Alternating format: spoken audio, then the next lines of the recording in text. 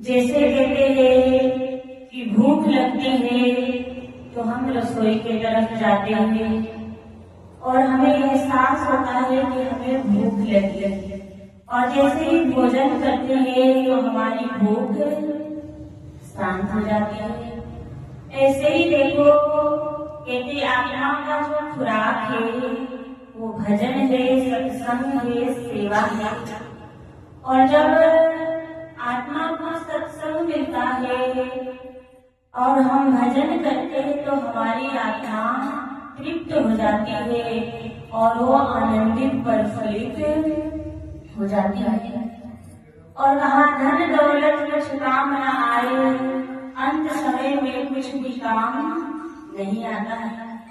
लेकिन हम सुनते हैं और उसी में देखो रमे हुए हैं। वही बात है कि पत्थर पर कितना भी पानी डाल दो कोई असर नहीं होता है। तो माताओं बहनों, इस घोर कलिकाल के अंदर श्री गुरु महाराज जी ने हम सभी लोगों को ऐसा अवसर दिया है, लेकिन हम सत्संग को छोड़कर, ज्ञान ध्यान को छोड़कर हम बाहरी दुनिया में भटक रहे हैं। एक बहुत सुंदर किसी ने बात कही है, शायद आप लोगों को नहीं समझ में आएगा, फिर भी मैं उसे रखती हूँ। 2 लाइन का है। कहाँ है? भूतवा के पूजवत भूतवे कहाई बहो, भूतवा के पूजवत भूतवे कहाई बहो, विनायक ज्ञान के तो मोक्ति न पाई बहो, विनायक ज्ञान के तो मोक्ति न बहो। चल चल सचे गुरु सदान में, बड़ा माचरान के भजन में, चल चल सचे गुरु सदान में, बड़ा माचरान के भजन में। क्या कहा कि हम ज्ञान को लेकर के हम बाहरी दुनिया में भटकते हैं, बाहरी कर्म कांडों में उलझे रहते हैं। तो संत कहते हैं कि हम इस शरीर को छोड़ने के बाद कहा भूत को पूजोगे तो भूति बनोगे, और कहा बिना आत्म ज्ञान की कभी मुक्ति कभी कल्याण होगा नहीं। अभी सभी लोगों ने दीपावली का पावन पर्व मनाया। सब लोग अपने घरों में दीप प्रज्वलित किए, दीप जलाए, लेकिन कहा कि ज्ञान रूपी दीपक हमारे अंदर कहते हैं नहीं जला है तो हमारा जीवन नीरस है। सारे त्योहार देखो हमें कुछ न कुछ संदेश लेकर आते हैं। और अभी कहते हैं कि बिहार के अंदर छठ महापर्व मनाया जा रहा है, जो कि बिहार के अंदर यूपी बिहार में इस पर्व को कहते हैं महापर्व बताया है। और उनका ये त्योहार होली दिवाली से भी बढ़कर होता है। और ये त्योहार 4 दिन का होता है। कल से शुरू है। कल सब लोगों ने सुबह से व्रत रखा होगा और कल पूरे दिन व्रत रखते हैं और शाम को घी में कहते हैं लौकी की सब्जी और रोटी बनाकर शाम को एक टाइम खाते हैं। फिर आज कहते हैं कि खरना है, और आज खरना के अंदर भी पूरे दिन व्रत रखते हैं और शाम को केवल खीर बनाकर खाते हैं। और आज डूबते सूर्य को शाम को कहते हैं कि वो घाट पर जाएंगे, गंगा में जाएंगे या कोई पास में गांव के पास नदी होगा, उसमें सब लोगों ने घाट बनाते हैं और उस घाट पर जाते हैं और डूबते सूर्य को अर्घ देते हैं। फिर आकर के केवल खीर का प्रसाद लेते हैं। और फिर कहते हैं कि तीसरे दिन 4 दिन का ये व्रत त्योहार होता है।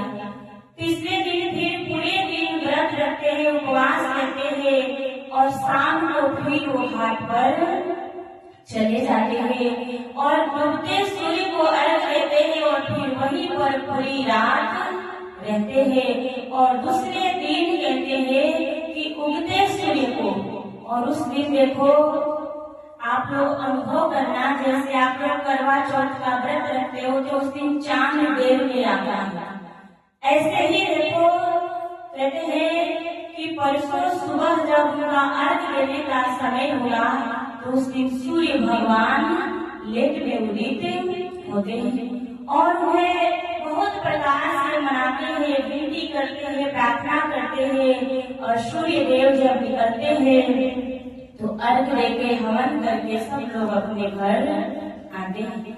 लेकिन छठ पूजा ये कब से मनाया जा रहा है पता किसी को नहीं है। शास्त्रों में अनेक कहते हैं कि उदाहरण है, शास्त्रों में बताया है कि इस छठ के पर्व को सबसे पहले माता सीता ने किया था। जब 14 वर्ष वनवास काल पूर्ण करके अयोध्या आए तो प्रभु राम के लिए, उनकी दीर्घायु के लिए, उनकी लंबी उम्र के लिए और अपने राज्य में सुख शांति रहे, इसके लिए उन्होंने महान छठ का पर्व किया था। और महाभारत के अंदर भी आता है कि द्रौपदी ने भी इस छठ को किया था। जब दुर्योधन ने छल कपट से उन्हें वनवास दे दिया और वो भी वन वन कहते हैं, भटकते हैं, और तो उस समय में द्रौपदी ने भी इस व्रत को किया था और उसके बाद उन्हें राज्य उनको वापस मिल पाया।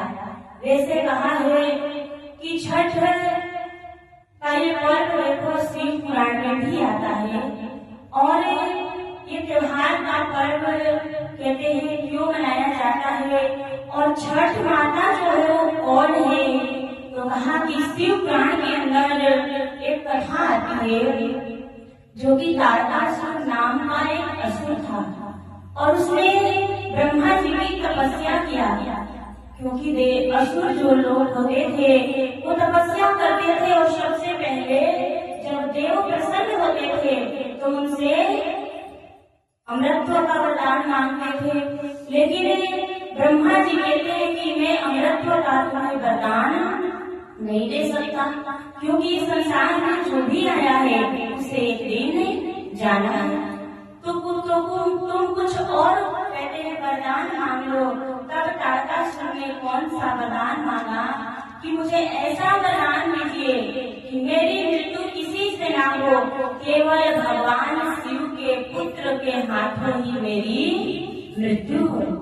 और उस समय कहते भगवान शंकर समाधि में चले गए थे, क्योंकि जब माता सती का 51 पीठ कहते हैं कि शक्ति पीठ में उसका सारा शरीर का विभाजन कर दिया था और माता सती से जब वो विलप हो गए थे तो वो समाधि में चले गए थे और उस समाधि में बैठे रहे कहा कि 87,000 वर्ष। और फिर कहते हैं देवताओं को जब तारकासुर वरदान प्राप्त करके अत्याचार करने लग गया, उनको कहते हैं कि ताड़ना देने लग गया, तब सारे देवता भगवान शिव की स्तुति करते हैं और उन्हें समाधि से कहते हैं जगाते हैं, उठाते हैं और उन्हें कहते माता सती ही पार्वती के रूप में अवतार हिमाचल राजा के घर में ले चुकी थी, तो उनसे विवाह करने के लिए उन्हें मनाया। सभी देवताओं की आग्रह सुनकर, विनती सुनकर के भगवान शंकर ने माता पार्वती से विवाह किया।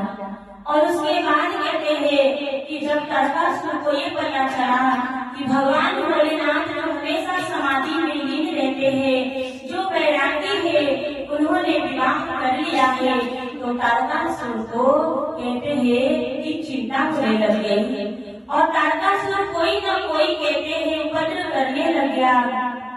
और इसी तरह करते करते कहते हैं कि भगवान शिव के यहाँ कार्तिकेय जी का जन्म हुआ।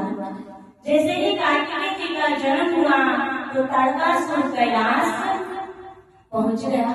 लेकिन उन दिनों तारकासुर के अत्याचार से सभी देवता भयभीत थे और इसी कारण इंद्रदेव ने कुछ देवताओं को कहते हैं कि कैलाश के समीप रखा हुआ था कि तुम कैलाश की निगरानी करना ताकि तारकासुर कहीं से कैलाश में प्रवेश ना कर पाए।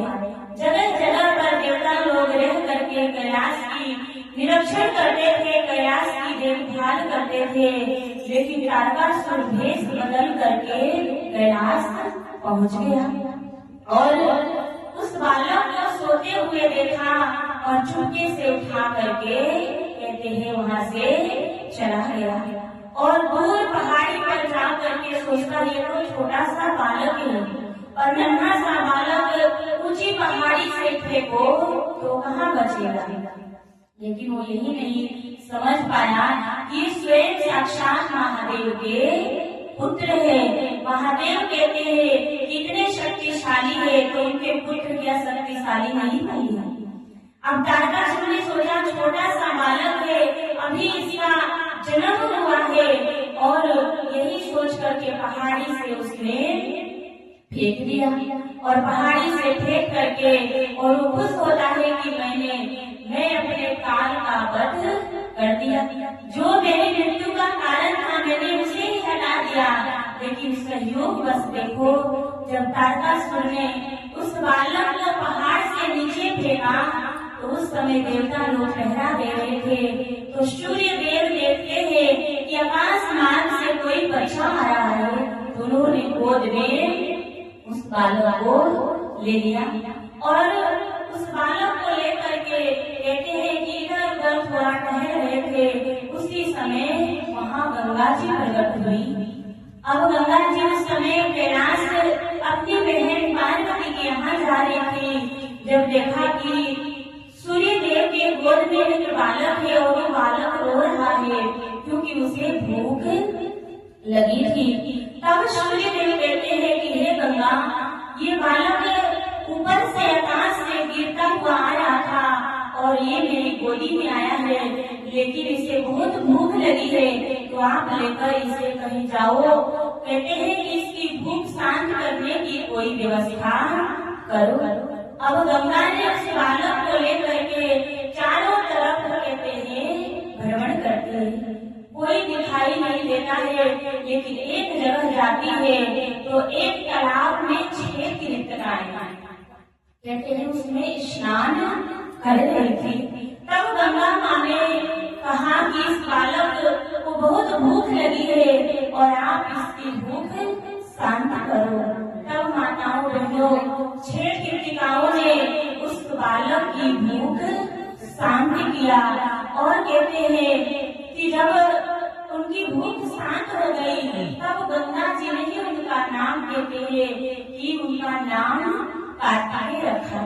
जब 6 कृतिकाओं के कहते हैं कि दूधपान से उनकी भूख शांत हो गई, सुधा शांत हो गई, तो गंगा जी ने कहा कि तुमने इसकी भूख शांत किया और मैं भी नहीं जानती कि ये बालक किसका है, इसीलिए आज से ये बालक तुम्हारा ही माना जाएगा और इसका नाम कार्तिकेय होगा।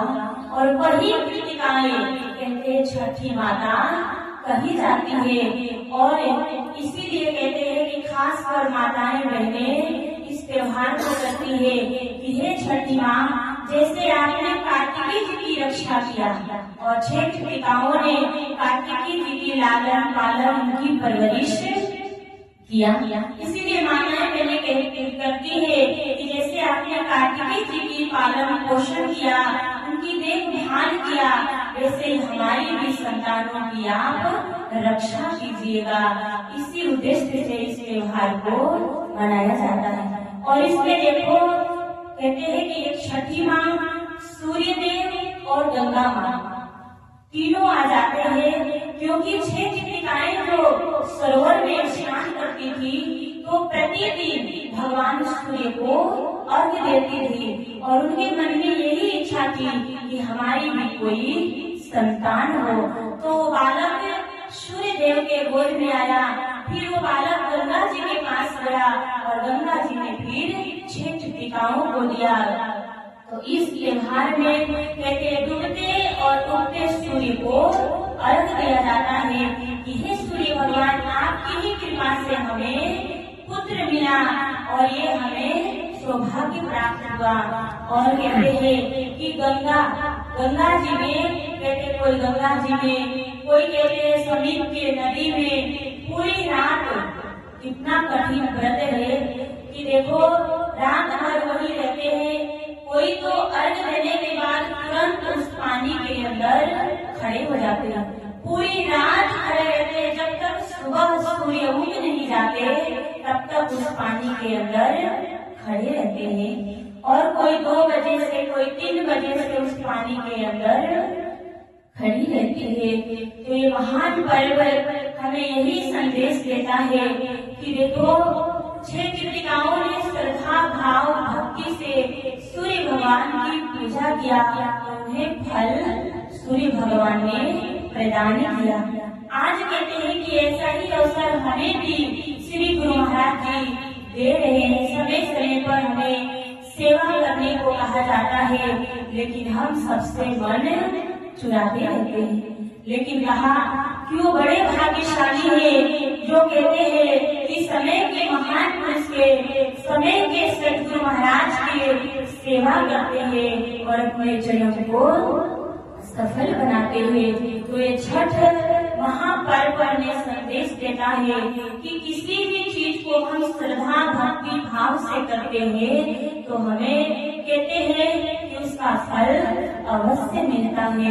और इसीलिए कहते हैं कि छठ को केवल माताएं बहनें नहीं, आप बिहार के अंदर जाओ तो जो भाई लोग हैं, पुरुष लोग हैं, वो भी इस छठ को करते हैं, क्योंकि इस छठ को करते हैं और जो भी छठी माता से मांगते हैं छठी माँ उसे पूर्ण करती है, क्योंकि ये इतना महान पर्व बताया गया है।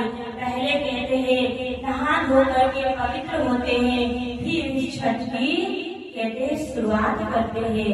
तो ऐसे ऐसे ये महान पर्व हमारे भारत देश में ही मनाया जाता है।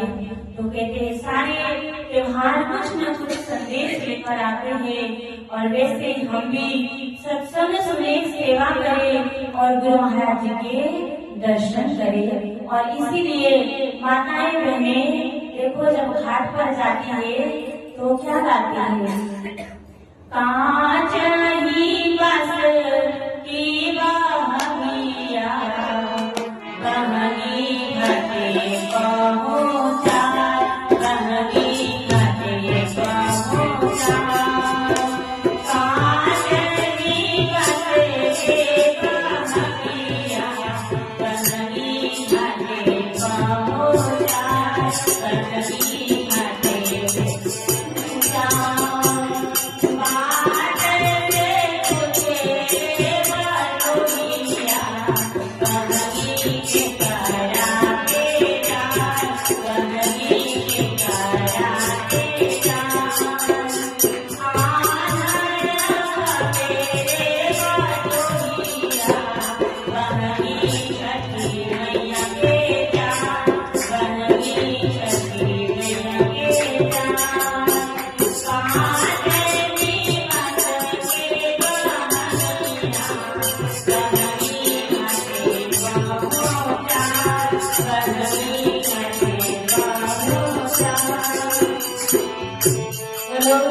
भजन को गाते हैं, जो कहते हैं कि रोड बनाते हैं, फल फूल लाते हैं। और बहनी किसको कहा, जो गना होता है, ऊख होता है, कहीं ऊख बोलते हैं, कहीं ईख बोलते हैं, कहीं पर कहते हैं गन्ना बोलते हैं। उसे ही जो घर के भाई लोग होते हैं वो अपने कंधों पर लेकर के उसे जाते हैं। और कहा कि कोई पूछता है कि कहाँ लेकर जा रहे हो, तो कहते हैं कि हम छठी माता को चढ़ाने के लिए ले जा रहे हैं। तो बड़ा ही सुंदर ये छठ का पावन पर्व है। तो कहते हैं कि यहाँ तो कोई मनाता नहीं है, लेकिन जहाँ पर ये मनाते हैं आप वहाँ जाकर देखो तो आपको भी इतना आनंद आएगा, इतना अच्छा लगता है कि ऐसा सच में लगता है कि पूरा गांव कहते हैं भक्ति में डूबा हुआ है। पूरी रात कहते हैं कुछ न कुछ लोग गाते हैं और कोई सोता नहीं है। तो हमें उनसे शिक्षा लेनी चाहिए। उन्होंने ज्ञान को नहीं प्राप्त किया, जो कहते हैं त्योहार आता है उनमें उनकी कितनी श्रद्धा है, कितनी भक्ति है, कितना विश्वास है, लेकिन हमें ज्ञान लेकर भी गुरु महाराज जी के चरणों में नाम पर इतना विश्वास नहीं। अगर हमारा भी ऐसा ही गुरु महाराज जी के नाम पर, गुरु महाराज जी के चरणों में विश्वास हो, श्रद्धा हो, भक्ति हो, तो हम भी अपने इस जीवन रूपी नैया को पार कर सकते हैं। तो इसीलिए गुरु महाराज जी के चरणों में भक्ति विश्वास रखते हुए उनके चरणों की पूजा करें, सेवा करें और हमेशा उनके चरणों में यही प्रार्थना करें कि हमें अपने चरणों की जन्मों जन्मों तक भक्ति देना और हमें कुछ नहीं चाहिए। तो इतना ही कहते अपने वाणी में विराम देती हूँ। आगे पूजने भाई जी अपने विचार रखेंगे। हम सभी लोग उनके विचारों को सुनकर अपने जीवन को धन्य बनाएंगे। एक छोटा सा भजन होगा, आप सभी लोग भजन गाने में साथ